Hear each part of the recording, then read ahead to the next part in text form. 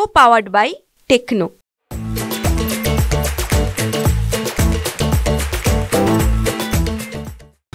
आज आम्ही पुण्यामध्ये पोहोचतो आहोत. आज संध्याकाळी काही खाजगी वाहिन्यांबरोबर मुलाखती आहेत आणि उद्या परत मी मुंबईला जातो आहे. आणि महाराष्ट्रामधल्या एकूण स्थितीगती संदर्भात ओबीसीच्या विरोधी ज्या लोकांनी भूमिका घेतली त्या लोकांची मी यादी बनवलेली आहे आणि त्या दृष्टिकोनातून आम्ही प्रॅक्टिकली त्या मतदारसंघामध्ये आपल्याला कशा पद्धतीनं जाता येईल या दृष्टिकोनातून आम्ही काम करणार आहोत. आणि आम्ही काही IT कंपन्यांबरोबर आम्ही सल्लामसलत केलेली आहे. पुण्यामध्ये एक indialeader.com नावाची एक IT कंपनी आहे.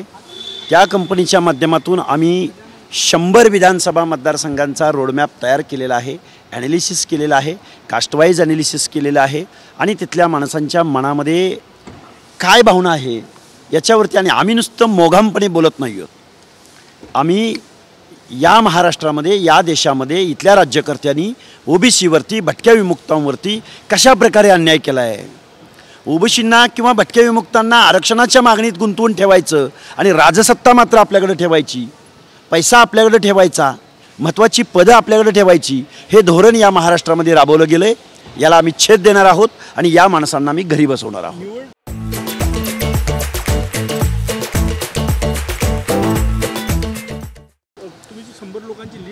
पक्षवाईज आहे की कास्ट वाईज आहे? काय कास्ट वाईज आहे. त्यामध्ये सर्व पक्षातली लोक आहेत. त्यामुळं अमुक पक्ष किंवा अमुक आघाडी असं नाही. ज्या लोकांनी ओबीसीच्या आरक्षणाच्या बाजूनं भूमिका घेतली नाही, ज्या लोकांनी जरांगेंना अंतरवली सराटीमध्ये जाऊन पाठिंबा दिला, लेखी पाठिंबा दिला, रसद पुरवली, त्या माणसांची कुणाला पाडायचं किंवा कुठल्या माणसाला कायद्याच्या सभागृहात निवडून जाऊ द्यायचं नाही याचं आमचं धोरण ठरलेलं आहे. काल चंद्रशेखर बावनकुळे म्हणाले कोणाला पाडापाडीचं राजकारण आपण करू नये, म्हणजे तुम्ही असो की जरांगे असो, जे काही ठरवेल ती जनता ठरवेल. जनता तर ठरवणारच आहे. आम्ही जनतेचा हिस्सा नाही आहोत का बावनकुळे साहेब? अहो बावनकुळे साहेब, तुम्हाला ओबीसीचा नेता म्हणून तुम्ही स्वतःला बनवून घेता आणि जे ओबीसीचं आरक्षण आज जवळजवळ संपुष्टात आलेलं आहे त्या प्रश्नावर बावनकुळे तुम्ही एका शब्दानं बोलत नाही. हाच ओबीसी तुम्हाला का दारात उभा करेल, का तुम्हाला निवडून देईल? आणि पाडापाडी म्हणजे काय? राजसत्ता ही अंतिम आहे.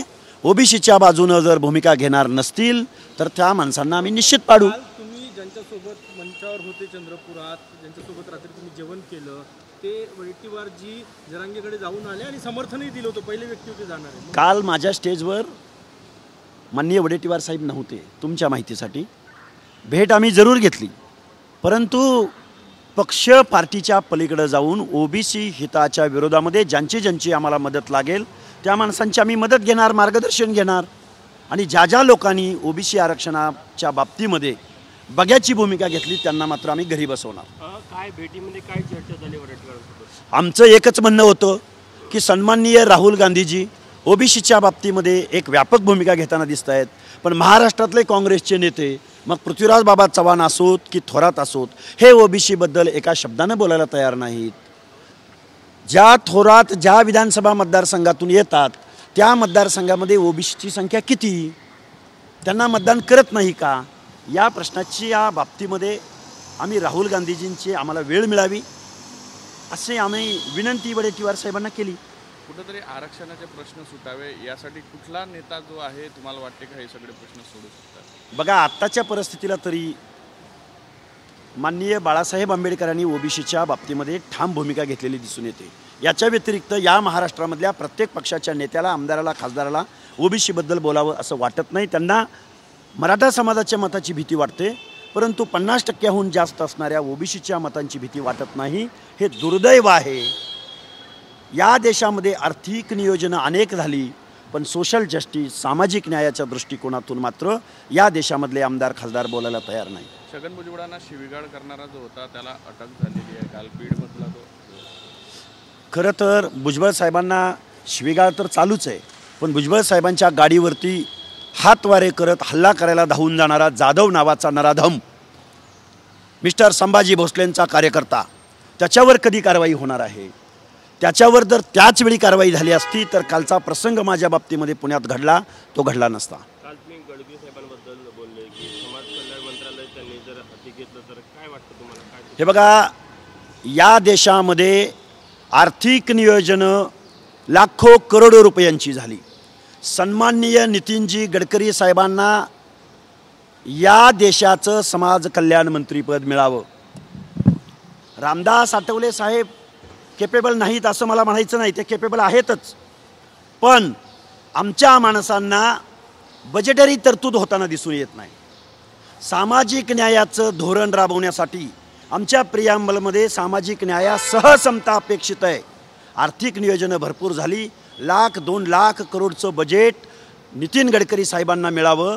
आत्ता ज्या उमेदीनं ते काम करतात ते समाज कल्याण मंत्री पदावर येतील आणि आमच्या भटक्या विमुक्त जाती जमातींना, आमच्या SC प्रवर्गाला, आमच्या ST प्रवर्गाला बजेटरी तरतुदी होतील.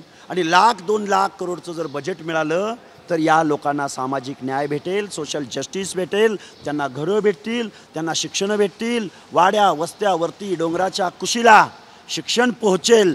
आणि असा उमेदीचा माणूस समाज कल्याण मंत्री पदावर जावा आणि त्यांना आत्ता जे बजेट मिळतं आहे तेवढं बजेट या देशामधल्या SCला, STला, OBCला, VJNTला मिळावं असं आम्हाला वाटतं. को पावर्ड बाय टेक्नो.